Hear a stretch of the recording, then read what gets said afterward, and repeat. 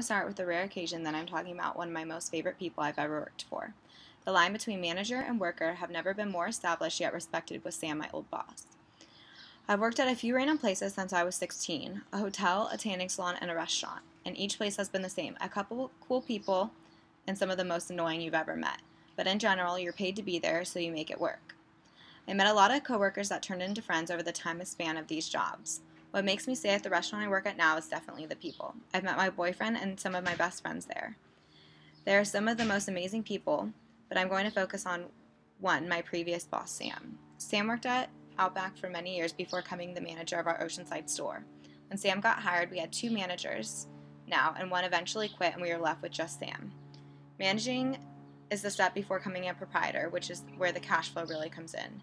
As a manager, you work between 50 and 60 hours a week, making not that much money. It is really a commitment now and becoming harder and harder to become a proprietor than before.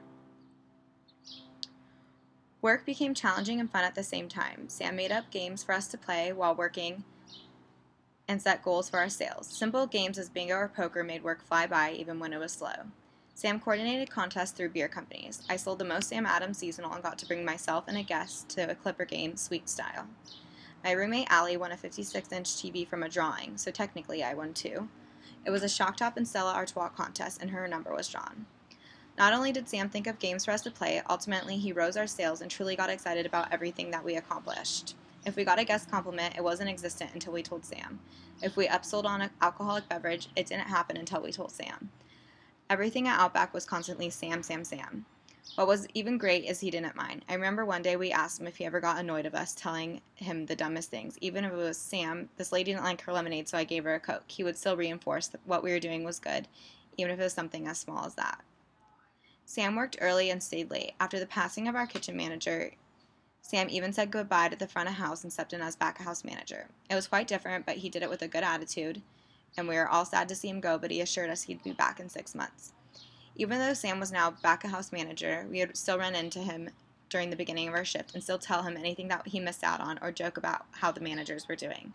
Sam did more than his share as one of 3 managers now.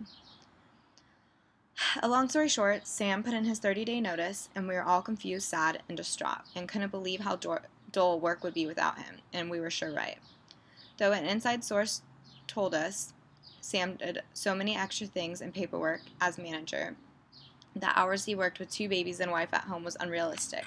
We understood why Sam quit, but would still miss him as our manager. Work isn't as fun without him or without the games, contests, and support from your favorite manager. Because of Sam, I still believe in telling others when they are doing a good job and always giving back positive reinforcement. Little things such as telling someone they are doing a good job or giving a guest compliment they got was amazing, makes us feel good as workers, and makes us work harder. I think that quitting Outback to spend more time with his kids and wife, as well as starting and running his own business, was a turning point for Sam. And as for Outback, a turning point that every manager should strive to possess the same work ethic and quality and attitude as Sam did our manager.